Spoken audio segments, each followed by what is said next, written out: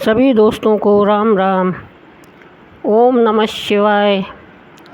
आज हम आपके लिए लेकर आए हैं महामृत्युंजय मंत्र की महिमा। यह है महामृत्युंजय मंत्र। वह मंत्र है जिसको भृगु ऋषि के पुत्र कवि ने तप और साधना करके भोले बाबा से को प्रसन्न करके और यह मंत्र प्राप्त किया था। इस मंत्र का अनुष्ठान करने से सभी प्रकार की मनोकामनाएं पूर्ण होती है। महामृत्युंजय जप त्र्यंबकम यजामहे सुगंधिम पुष्टिवर्धनम उर्वारुकमिव बंधनान् मृत्युमुमुक्षयमामृतात्। इस पद में अनुवाद से स्पष्ट है कि यह मंत्र अनुष्ठान बंधन से मुक्ति और अमृत से युक्त होने के लिए किया गया है। यहाँ पर उरु आ प्लस रुक शब्द का प्रयोग हुआ है। इस उर्वारुक शब्द के 5 अर्थ हैं: खरबूजा, अमृत, दीप्ति, प्राण और चक्षु। प्रत्येक खरबूजे को उर्वरक कहने का गौरव प्राप्त नहीं होता। जो खरबूजा अपने आप पूर्ण आकार में प्राप्त होकर और पूरी तरह से पक जाता है तब उसको उर्वरक की संज्ञा दी जाती है, क्योंकि वह स्वयं ही बेल से अलग हो जाता है और तब वह बेल से अलग होकर अमृत के समान गुणकारी हो जाता है और उसको खाने से दीप्ति बढ़ती है, नेत्र ज्योति बढ़ती है और प्राण बल बढ़ता है। इस संदर्भ में एक कथा है कि घटनाकल्प के आरंभ की है। कथा शिव पुराण, हरिवंश पुराण, मार्कंडेय पुराण, देवी भागवत, महाभागवत, महाभारत, पद्म पुराण, वायु पुराण आदि में विस्तार से वर्णित है। अंगिरा के पुत्र का नाम जीव था और वे ही कालांतर में देवगुरु बृहस्पति कहलाए। और महर्षि भृगु के पुत्र का नाम कवि था, जो कालांतर में दैत्य गुरु शुक्राचार्य के रूप में विख्यात हुए। भृगु और अंगिरा महर्षियों के बीच बहुत अधिक प्रेम भाव था। अंगिरा का गुरुआश्रम वैदिक ज्ञान का प्रमुख केंद्र था। फलतः महर्षि भृगु ने अपने पुत्र कवि को उनके आश्रम में भेजा। कवि और जीव साथ साथ अध्ययन करने लगे।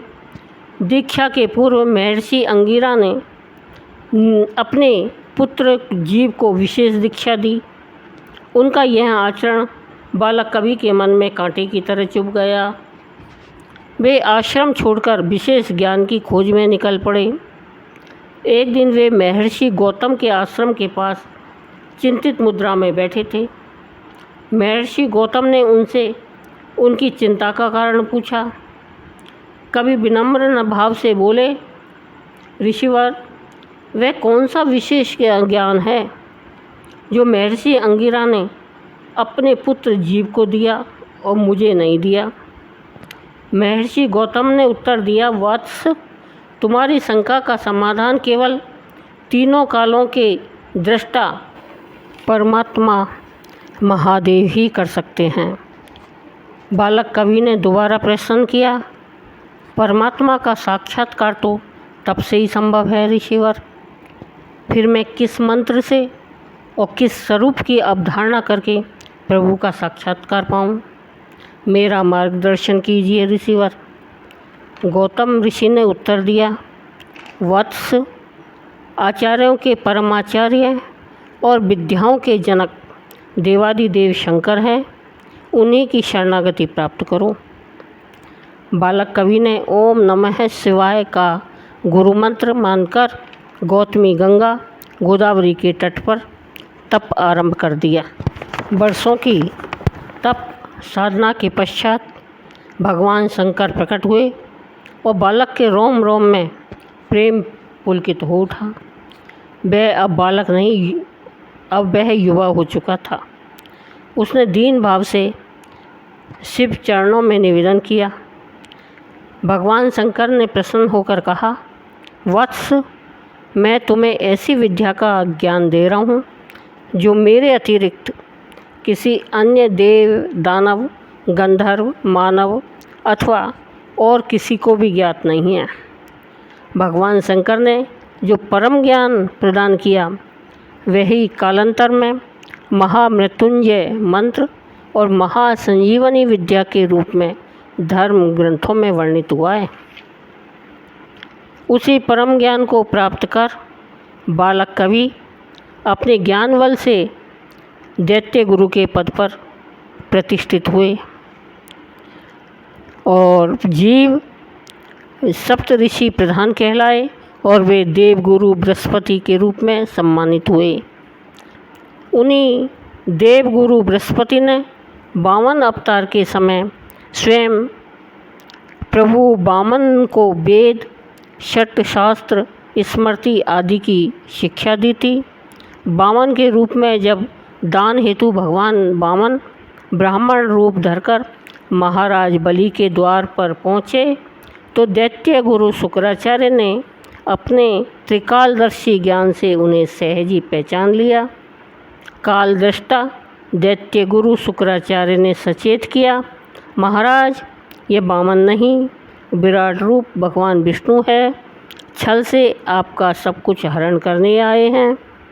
तीनों कालों का दृष्टा होने का वरदान आचार्य शुक्राचार्य को भगवान शंकर से प्राप्त हुआ था।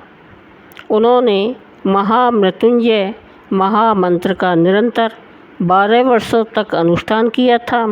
उन्हें मंत्र सिद्धि प्राप्त हो चुकी थी। देवगुरु बृहस्पति को महामंत्र की सिद्धि प्राप्त नहीं हो सकी थी और वे महासंजीवनी विद्या से भी वंचित रह गए थे। देवगुरु बृहस्पति ने अपने पुत्र कच्छ को ज्ञान प्राप्ति हेतु दैत्य गुरु शुक्राचार्य के पास भेजा। दैत्य गुरु ने बिना किसी भेदभाव किए हृदय से लगाकर गुरु भाव से देवगुरु पुत्र कच्छ को वह ज्ञान प्राप्त किया। महासंजीवनी विद्या की साधना के लिए महामृत्युंजय मंत्र और गायत्री मंत्र का मिश्रित अनुष्ठान वर्षों तक तपस्या के द्वारा करना पड़ता है, तभी व्यक्ति को पूर्ण सिद्धि प्राप्त होती है। महामृत्युंजय मंत्र की अनुष्ठान विधि इस प्रकार है।